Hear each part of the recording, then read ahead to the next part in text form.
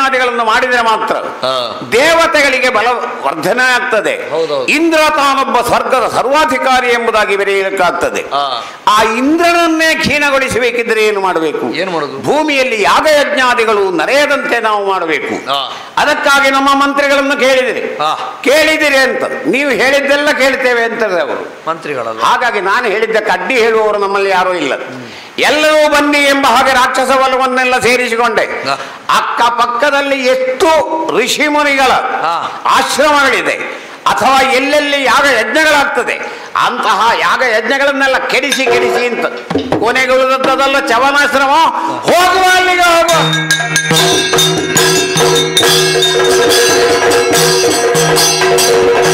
ಇತ್ತಲು ಯಮುನಾ ತೀರದಿ ನೆರೆಯುತ ಕಿತ್ತಡಿಗಳು ಬಲು ಸಂಭ್ರಮದಿಯೇ ಸತ್ಯನಾಶಿಸುತ್ತಾಗಿರು ಪರಿಗಿತ್ತರು ಹವಿಯಾಗದ ಮುಖವಿಯೇ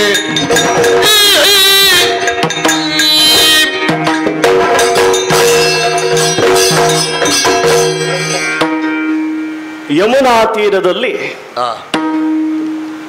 ಚವನ ಮಹರ್ಷಿಯಾಗಿ ಆಶ್ರಮವನ್ನು ಸ್ಥಾಪಿಸಿಕೊಂಡು ಲೋಕ ಕಲ್ಯಾಣಕ್ಕಾಗಿ ಯಾಗ ಯಜ್ಞಾದಿಗಳನ್ನು ಮಾಡ್ತಾ ಇದ್ದೇನೆ. ಋಷಿಮುನಿಗಳಿಗೊಂದು ಪ್ರವೃತ್ತಿ ಇದೆ. ಬ್ರಾಹ್ಮಣ್ಯ, ವೇದಾಂತ, ಲೋಕ ಕಲ್ಯಾಣ, ಧರ್ಮವನ್ನು ಉಳಿಸುವ ನಿಟ್ಟಿನಲ್ಲಿ ನಡೆಸತಕ್ಕಂತಹ ಪ್ರವೃತ್ತಿಗಳು. ಯಾವುದು ಬೇಕು ಈ ಲೋಕಕ್ಕೆ? ಪ್ರಕೃತಿಯನ್ನು ನೋಡಿ ನಾವು ಕಲಿತಾಗ ಮರವೊಂದು ಬೆಳೆಯುತ್ತದೆ, ಲೋಕಕ್ಕೆ ನೆರಳನ್ನು ಕೊಡುತ್ತದೆ. ಅದರಿಂದಲಾಗಿ ನಾವು ತಿಳಿದುಕೊಳ್ಳುವಂಥದ್ದು ಲೋಕಕ್ಕೆ ನಾವು ನೆರಳು ಕೊಡುವಂತಿರಬೇಕು. ಹಿಂದಿನ ಪೂರ್ವ ಇತಿಹಾಸದಲ್ಲಿ ನಾವು ನೋಡಿಕೊಂಡು ಬಂದಿರತಕ್ಕಂತಹ ಆದರ್ಶವಾದ ಋಷಿಮುನಿಗಳ ಪರಂಪರೆಯನ್ನ ಈ ಯಮುನಾ ತೀರದಲ್ಲಿ ನಾವು ಸ್ಥಾಪಿಸಿಕೊಂಡು ಯಜ್ಞಯಾಗಾದಿಗಳನ್ನು ಲೋಕ ಕಲ್ಯಾಣಾರ್ಥವಾಗಿ ಮಾಡುತ್ತಾ, ಋಷಿಮುನಿಗಳಿಗೆ ಸ್ವಾರ್ಥ ಇಲ್ಲ ಅಂತ ಹೇಳುತ್ತಾರೆ, ಆದರೂ ಒಂದು ಸ್ವಾರ್ಥವಿದೆ, ಲೋಕಕ್ಕೆ ಕಲ್ಯಾಣ ಆಗಬೇಕು ಅನ್ನತಕ್ಕಂತಹ ಸ್ವಾರ್ಥ. ದೇವತೆಗಳು ಹವಿರ್ಭುಜರು, ಋಷಿಮುನಿಗಳು ಮಾಡತಕ್ಕಂತಹ ಯಜ್ಞದಿಂದ ತನ್ಮುಖೇನವಾಗಿ ಅರ್ಪಿಸತಕ್ಕಂತಹ ಹವಿಸ್ಸಿನಿಂದಲಾಗಿ ಅವರು ಭುಜತ್ವವನ್ನು ಪಡೆಯುತ್ತಾರೆ, ಅದರಿಂದ ಶಕ್ತಿಯನ್ನು ಪಡೆಯುತ್ತಾರೆ. ಲೋಕದ ಚಕ್ರ ನಡೆಯುತ್ತಾ ಇರಬೇಕು. ಹವಿಸ್ಸಿನಿಂದ ಪಡೆದಿರ್ತಕ್ಕಂತಹ ಅಸ್ತಿತ್ವವನ್ನ, ಶಕ್ತಿಯನ್ನ ಆ ದೇವತೆಗಳು ಹವಿರ್ಭುಜರಾಗಿ ಪಡೆದುಕೊಂಡು ಮತ್ತೆ ಲೋಕಕ್ಕೆ ಕಾಲ ಕಾಲಕ್ಕೆ ಬೇಕಾಗಿರತಕ್ಕಂತಹ ಮಳೆಯನ್ನು, ನೆರಳನ್ನ, ಬೆಳಕನ್ನ ಕೊಡುತ್ತಾ ಈ ಪ್ರಪಂಚದ ಚಕ್ರ ನಡೆಯುತ್ತಾ ಇರುತ್ತದೆ. ಆ ನಿಟ್ಟಿನಲ್ಲಿ ಮಾಡತಕ್ಕಂತಹ ಕಾರ್ಯ ಯಮುನಾ ತೀರ, ಯೋಗ್ಯವಾದ ಆಶ್ರಮ, ಯೋಗ್ಯವಾದ ಭೂಮಿ ಇಲ್ಲಿದ್ದುಕೊಂಡು ದೇವತೆಗಳಿಗೆ ಹವಿಸ್ಸನ್ನು ಅರ್ಪಿಸುತ್ತಾ, ಋಷಿ ಪ್ರವೃತ್ತಿ ಏನಿದೆ ಅದನ್ನು ಮಾಡುತ್ತಾ, ವೇದಾಂತವು ನಮಗೆ ಹೇಳಿಕೊಟ್ಟಿದೆಯಲ್ಲ, ಆನೋ ಭದ್ರಾಹ ಕೃತವೋ ಎಂತ ವಿಶ್ವತಃ ಅನ್ನುವಂತೆ ಒಳಿತು ವಿಶ್ವದ ಯಾವ ಮೂಲೆಯಲ್ಲಿದ್ದರೂ ಅದು ನಮ್ಮನ್ನು ಬಂದು ಸೇರಲಿ, ಲೋಕಮುಖಕ್ಕೆ ಒಳಿತಾಗಲಿ ಅನ್ನುವ ಸಂಕಲ್ಪದಿಂದ ಲೋಕಕ್ಕೆ ಒಳಿತಾಗುವ ಈ ಯಜ್ಞಕ್ಕೆ ನಾವು ಮುಂದಡಿ ಇಡುತ್ತೇವಂತೆ. ಇಂದ್ರಾಯ ಸ್ವಾಹ, ಇಂದ್ರಾಯಿದಂ ನಮಃ ಅಂತೇಳಿ ಹವಿಸ್ಸನ್ನು ಅರ್ಪಿಸುತ್ತಾ ಯಜ್ಞಯಾಗಕ್ಕೆ ಅಣಿಯಾಗುತ್ತೇವೆ.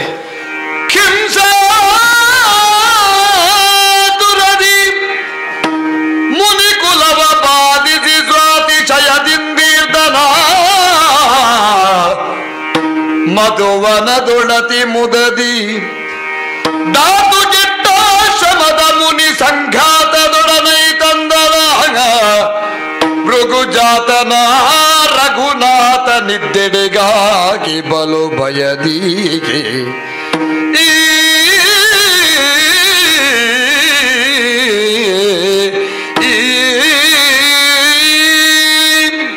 ಇದೇನಾಯಿತು ಆಶ್ಚರ್ಯ.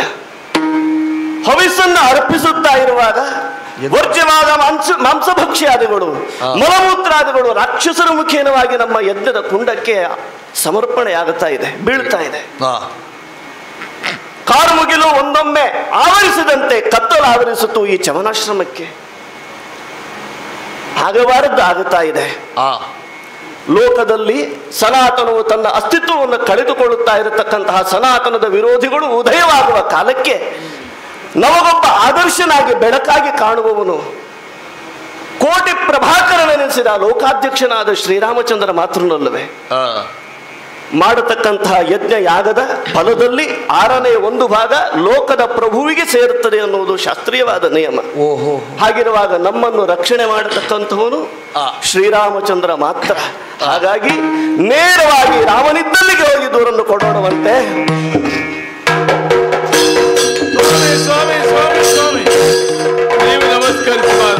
ನೀವು ನಮಸ್ಕರಿಸಬಾರ್ದು, ನಾನು ನಮಸ್ಕರಿಸಬೇಕು. ರಾಮಚಂದ್ರತಿ ಸೂರ್ಯವಂಶೀಯ ರಾಜಾರಾಮ ಅಹಂಬೋ ಅಭಿವಾದೇ. ಈಗ ಬರಬೇಕು, ಈಗ ಬರಬೇಕು. ರಾಮಚಂದ್ರ, ಕರಗ್ರಹಣ ಹಸ್ತಲಾಘವಾದಿಗಳಿಂದ ಸಕಲ ಪೂಜಾ ದ್ರವ್ಯಗಳನ್ನು ಮುಂದಿಟ್ಟಿದ್ದೇನೆ, ಸ್ವೀಕರಿಸಬೇಕು, ಅಪ್ಪಣೆ ಆಗಬೇಕು ಸ್ವಾಮಿ. ರಾಮಚಂದ್ರ ಸ್ವಾಮಿ, ಯಮುನಾ ತೀರದಲ್ಲಿ ಅಂತ ಹೇಳುವಾಗಲೇ ನಿಮ್ಮ ಕಣ್ಣಿನಲ್ಲೇ ಯಮುನೆ ಕಾಣುತ್ತದೆ. ಮಾತಾಡುವಾಗ ಸಂತೋಷದಿಂದ ಆಶೀರ್ವಾದವನ್ನು ಮರೆತು ದುಃಖಿಸ್ತಾ ಇದ್ದೀರಲ್ಲ. ರಾಮನ ಆಸ್ಥಾನದಲ್ಲಿ ಋಷಿಗಳಿಗೆ ದುಃಖವೇ ಏನು ಸ್ವಾಮಿ? ರಾಮಚಂದ್ರ ಸ್ವಾಮಿ, ಮನವು ಬಾಡಿರುವುದನ್ನು ಮುಖವು ಬಾಡಿರುವುದನ್ನು ನೋಡಿ ನೀನು ಮಾತನಾಡ್ತಾ ಇದ್ದ. ಪೂರ್ವಭಾಷಿಯಾದ ರಾಮನಿಗೆ ಇದೇ ಬಹಳ ವಿಶೇಷವಾದದ್ದು. ನಿನ್ನನ್ನು ನೋಡಿದಾಗ ನಮ್ಮ ಸಮಸ್ತವಾದ ದುಃಖವೂ ಕಳೆಯಿತು. ನಿನ್ನಲ್ಲಿ ಬ್ರಹ್ಮಾನಂದವನ್ನ, ಚೈತನ್ಯವನ್ನು ನಾವು ಕಂಡೆವು ಸ್ವಾಮಿ. ಮಾತಿನಲ್ಲಿ ಹೇಳ್ತೀರಿ, ಆದರೆ ಮಾತು ಕಟ್ಟುತ್ತದೆ.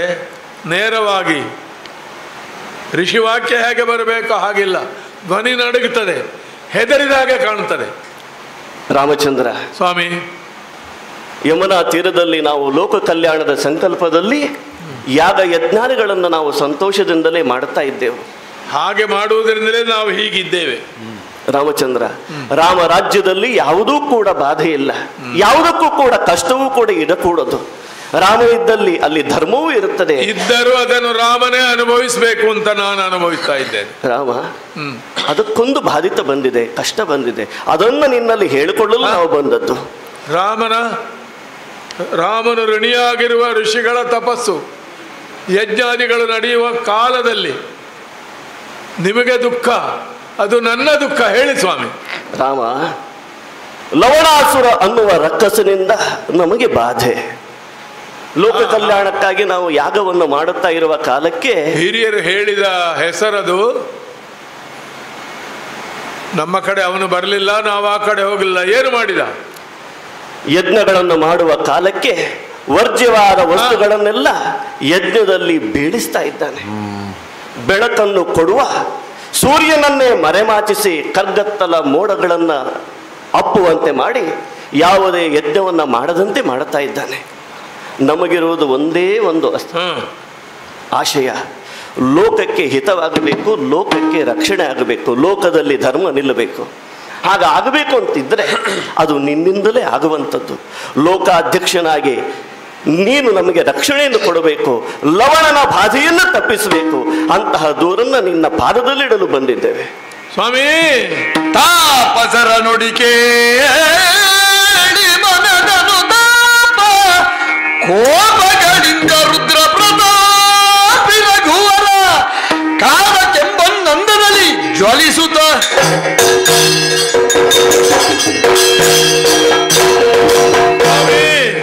ಲವಣಾಸುರ ಯಜ್ಞಗಳನ್ನು ಹಾಳು ಮಾಡುವ ಲವಣ ಇರಬಾರ್ದು, ಬದುಕಿಗೆ ರುಚಿಯನ್ನು ಕೊಡುವ ಲವಣ ಇರಬೇಕು ಅಂತ ನಮ್ಮ ಆಡಳಿತ. ವರ್ಷ 16ರಲ್ಲಿ ಆರಂಭಿಸಿದ ಕೆಲಸ ಪೂರ್ತಿ ಮುಗಿಲಿಲ್ಲ ಅಂತ ಆಯ್ತಲ್ಲ, ನಾನೇ ಬರ್ತೇನೆ. ಇವರನ್ನು ಕಳಿಸುವುದು ಅವರನ್ನು ಕಳಿಸುವುದಲ್ಲ. ಯಜ್ಞ ಸಂರಕ್ಷಣೆ ನಮಗೆ ಗುರುಗಳಾದ ವಿಶ್ವಾಮಿತ್ರರು ಕೊಟ್ಟ ದೀಕ್ಷೆ. ಈಗ ಹೊರಟ ನನ್ನೊಟ್ಟಿಗೆ ಬನ್ನಿ.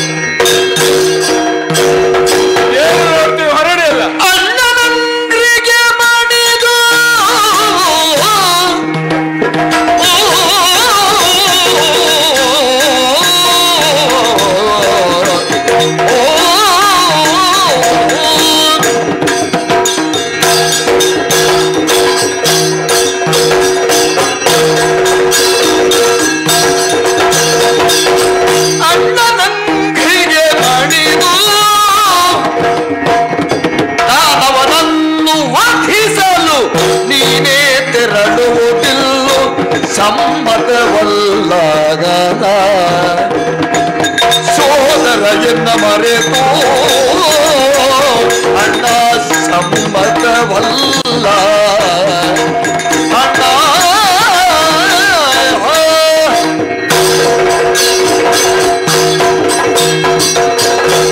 ಅಣ್ಣ ಶತ್ರುವರ ಪಾದಾಭಿವಂದನವನ್ನು ಮಾಡಿದ್ದೇನೆ.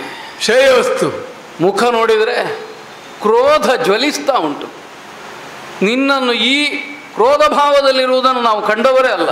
ಈ ಕ್ಷಣದಲ್ಲಿ ಈ ಹೊತ್ತಿಗೆ ಈ ವಾರ್ತೆ ಬಂದಾಗ ಇನ್ನೂ ಈ ಪ್ರವೃತ್ತಿ ಉಂಟು ಅಂತಾಗುವಾಗ ಬಾರದ ಕ್ರೋಧ ಯಾವಾಗ ಆಯುಧ ಪಾಣಿಯಾಗಿ ಯುದ್ಧಾಸಕ್ತಿಯಿಂದ ಹೊರಟ ಹಾಗೆ ಕಾಣುತ್ತದೆ. ಸಿಡಿಬಲವಾದ ಹಾಗೆ ಹೊರಟಿದ್ದೇನೆ. ಆದ್ರೆ ಅಗತ್ಯ ಉಂಟು ಅನ್ನೋದು ಪ್ರಶ್ನೆ. ಮಾಡಕೂಡದು ಅಂತಲ್ಲ, ನೀನೇ ಮಾಡಬೇಕೆ? ನಾನೇ ಮಾಡಬೇಕು. ನಿನ್ನ ಹಸ್ತಕರಾಗಿ ನಿನ್ನ ತಮ್ಮಂದಿರು ನಾವಿರುತ್ತಾ, ನೀನೇ ಒಬ್ಬ ದಾನವನ ವಧೆಗಾಗಿ ಮುಂದುವರಿಯುತ್ತಿ ಅಂತ ಆದ್ರೆ ಅಣ್ಣ ನಮ್ಮಲ್ಲಿ ಪರಾಕ್ರಮದ ದಾರಿದ್ರ್ಯ ಉಂಟು ಅಂತ ಹೇಳಿದ ಹಾಗಾಗೋದಿಲ್ಲ. ಲವಣಾಸುರ ಅಲ್ವಾ, ಏನವ ಮಹಾಮಾಯಾವಿ ಅಂತೆ, ಸಮರ್ಥ ಅಂತೆ. ಆದ್ರೆ ನಿನ್ನ ತಮ್ಮಂದಿರಾಗಿ ನಮ್ಮಂಥವರಿರುತ್ತಾ ನೀನು ಯುದ್ಧಾಸಕ್ತಿಯಿಂದ ಮುಂದಾಗಬೇಕಾದ ಹೊರಡಬೇಕಾದ್ದಲ್ಲ. ಆದ್ರೆ ನಾನು ಆಸಕ್ತನಿದ್ದೇನೆ. ಅದಕ್ಕೆ ಕಾರಣ ಏನು? ನಿನ್ನ ಪಾದ ಸೇವೆಗೆ ಆಸಕ್ತಿಯಿಂದ ತೊಡಗುವಾಗ ಉಳಿದ ತಮ್ಮಂದಿರಿಗೆ ಒದಗಿದ ಭಾಗ್ಯ ನನ್ನ ಪಾಲಿಗೆ ಒದಗದೆ ಹೋಯಿತಲ್ಲ. ಅದೇಗಪ್ಪ? ಇಲ್ಲವೇ ಖ್ಯಾತನಾದನು ಭರತ ಪ್ರೇಮದಿ ಪ್ರೀತ ಲಕ್ಷ್ಮಣ ನಿನಗೀ ಬಾಲ್ಯದಿಗೆ ಏತಕ್ಕೂ ಸಲದವನೇ ಏತಕ್ಕೂ ಸಲದವನೇ ನೀಕೆ ರಘುನಾಥ ಪೇಳೆಗೆ ಖ್ಯಾತನಾದನು ಭರತ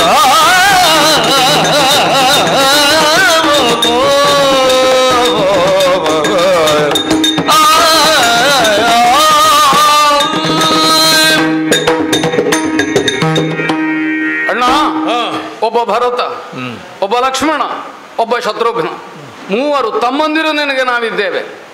ಭರತ ನನ್ನ ಬದುಕಿನ ಭರತವೇ. ಅದನ್ನು ಹರನಿರುವಾಗ ಶತ್ರುಹರತ್ವ.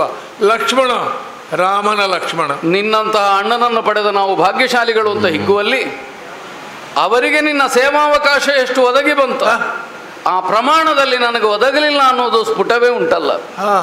ಖ್ಯಾತನಾದನು ಭರತ ಪ್ರೇಮದಿ. ರಾಜ್ಯದಿಂದ ನೀನು ವನವಾಸಕ್ಕಾಗಿ ಹೊರಟು ನಿಂತ ಕಾಲಕ್ಕೆ ಭರತ ಪಟ್ಟಾಭಿಷೇಚನವನ್ನು ಹೊಂದಬೇಕಾದವ. ದೂರದ ಕೇಕೆಯದಲ್ಲಿದ್ದ ನಾವು ಅಯೋಧ್ಯೆಗೆ ಬಂದಾಗ ನೀನಿರಲಿಲ್ಲ.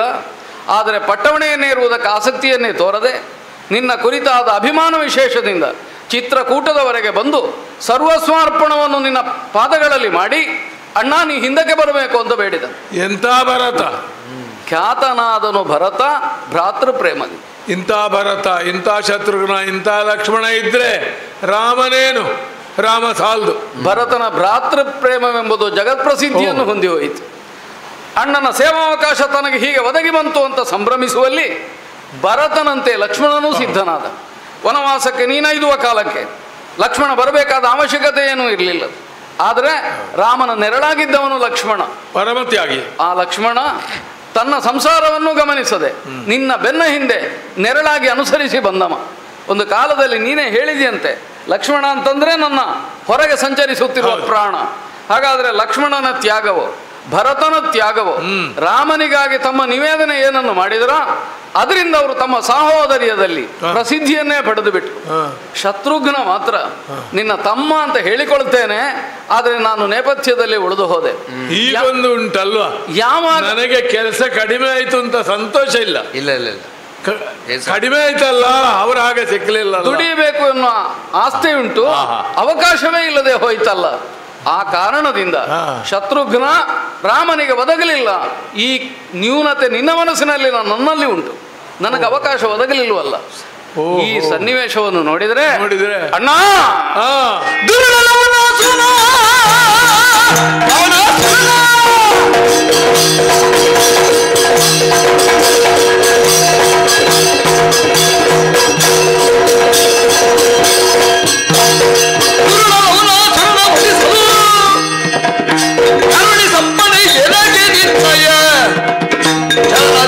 ಅವನ ವಧಿಸದೆ ಪುರವ ಪೊಗೆನು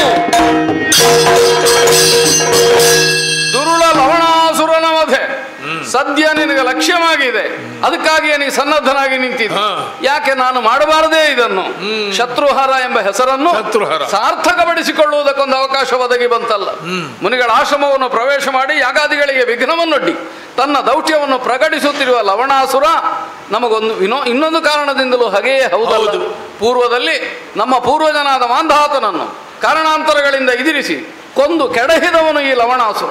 ಅನರಣ್ಯನನ್ನು ಕೊಂದವನನ್ನು ನಾನು ಕೊಂದಿದ್ದೇನೆ. ಹಾಗಾದ್ರೆ ಈ ಮಾಂಧಾತ ವಧೆಗೆ ಕಾರಣನಾದ ಲವಣಾಸುರನನ್ನು ಕೊಲ್ಲುವಲ್ಲಿ ಯಾಕೆ ಶತ್ರುಘ್ನನಿಗೆ ಅವಕಾಶ ಯಾಕೆ ಪ್ರತಿನಿಧಿ ಆಗಬಾರದು? ನನ್ನ ಪರಾಕ್ರಮವನ್ನು ಪ್ರಕಟಿಸಿ ರಾಮ ಸೇವೆಯಲ್ಲಿ ಸಾರ್ಥಕ್ಯವನ್ನು ಹೊಂದಿದ್ದೇನೆ ಎನ್ನುವ ಆನಂದ ನನ್ನ ಪಾಲಿಗೆ ಉಂಟಾಗಬೇಕು ಅಂತಾದ್ರೆ ಅಣ್ಣ ಪ್ರೀತಿಯಿಂದ ಅನುಮತಿಯನ್ನು ಕೊಟ್ಟು ಕಳುಹಿಸು, ನಾನು ಮಾಡಿ ಬರ್ತೇನೆ. ತಮ್ಮ, ಸೇವೆಯಲ್ಲೂ ಸ್ಪರ್ಧೆ ಇರುವ ನಿಮ್ಮ ಮಾತಿಗೆ ನಾ ಮೂಕನಾದೆ.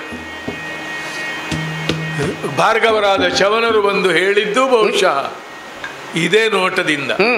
ಋಷಿಗಳು ಮಾಡುವ ಯಾವುದೇ ಕೆಲಸ ಇದ್ರೂ ಅದರ ಹಿಂದೆ ಕಾಣುವ ಪ್ರಕಟವಾದ ವ್ಯಕ್ತಕ್ಕಿಂತ ಅವ್ಯಕ್ತವಾದ ಹೆಚ್ಚಿಗೆ ಇರ್ತದೆ. ಮಾಂಧಾತಾರಿಯಾದಂತಹ ಲವಣ, ಅವನ ವಧೆಗೆ ಬಹುಶಃ ನೀನೇ ನೆನಪಿರ್ಲಿ, ಒಂದು ರಹಸ್ಯ ಅವನಲ್ಲಿ ಉಂಟು. ಮಧು ದಾನವ, ದೇವದಾನವರಲ್ಲಿ ಹೊಂದಾಣಿಕೆಯನ್ನು ಮಾಡಿದವ.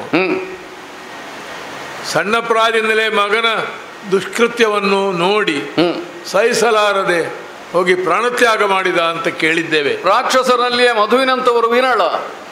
ಈಗ ಬಂದ ಸುದ್ದಿ. ಆದರೆ ಏನು ಮಾಡುವ, ವಿಭೀಷಣನ್ನು ಸ್ವೀಕರಿಸಬೇಕಾಯ್ತು, ರಾವಣನನ್ನು ವಧಿಸಬೇಕಾಯ್ತು. ಹಾಗಾಗಿ ಸರಿಯಾದ ವಿವೇಕದಿಂದ ಕೆಲಸ ಮಾಡುವಲ್ಲಿ ರಾಮನ ವಿವೇಕವಾಗಿ, ರಾಮನಂತೆ ಶತ್ರುಹರನಾಗಿ ರಾಮನೇ ಆಗಿ ಲವಣ ವಧೆ ಮಾತ್ರ ಅಲ್ಲ, ಅತ್ಯಧಿಕ ಫಲವನ್ನು ಹೊಂದಿ ಜಯಶಾಲಿಯಾಗಿ. ಒಳ್ಳೆಯದಣ್ಣ, ಹೋಗಿ ಬರ್ತೇನೆ.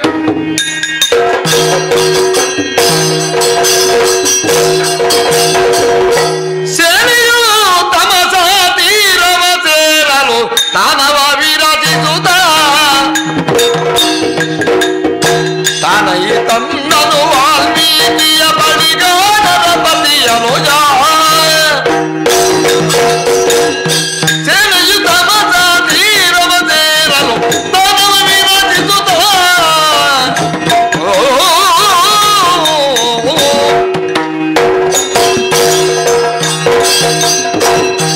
ಅಯೋಧ್ಯೆಯಿಂದ ಸೇನಾ ಸಮೇತನಾಗಿ ಹೊರಟವ ಮಧುಪುರವನ್ನು ಲಕ್ಷ್ಯದಲ್ಲಿಟ್ಟುಕೊಂಡು ಬರುವ ಕಾಲಕ್ಕೆ ತಮಸ ನದಿ ತೀರವನ್ನು ಸೇರಿದೆ. ಇಲ್ಲಿಯೇ ಸದ್ಯಕ್ಕೆ ಆಯಾಸಗೊಂಡ ಸೈನಿಕರಿಗೆಲ್ಲ ವಿಶ್ರಾಂತಿಯನ್ನು ಏರ್ಪಡಿಸಿ ನದಿಯಲ್ಲಿ ಸ್ನಾನಾದಿಗಳನ್ನು ವಿರಚಿಸುವ ಕಾಲಕ್ಕೆ ನಮಗೆ ಗೊತ್ತಾದದ್ದು ಇಲ್ಲೇ ಸಮೀಪದಲ್ಲಿ ವಾಲ್ಮೀಕಿ ಮಹರ್ಷಿಗಳ ಆಶ್ರಮ ಉಂಟು ಎನ್ನುವ ವರ್ತಮಾನ.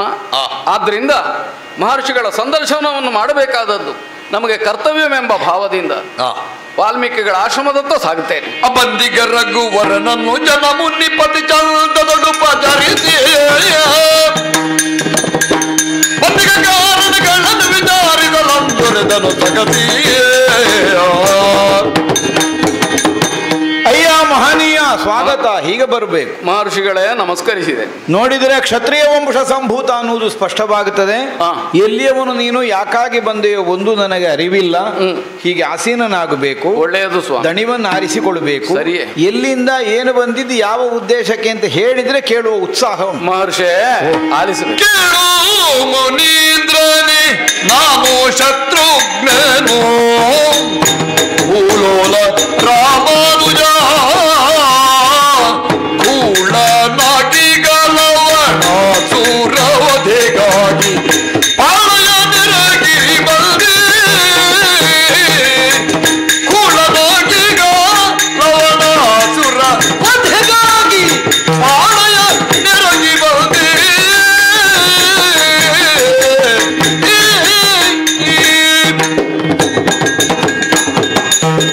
ಸ್ವಾಮಿನ್, ತಮ್ಮನ್ನು ಕಂಡ ಆನಂದದಲ್ಲಿ ನನಗೇ ಒಂದು ಮತಿಮರೆ ಉಂಟಾಯಿತು ಅಂತ ಸಂಶಯ.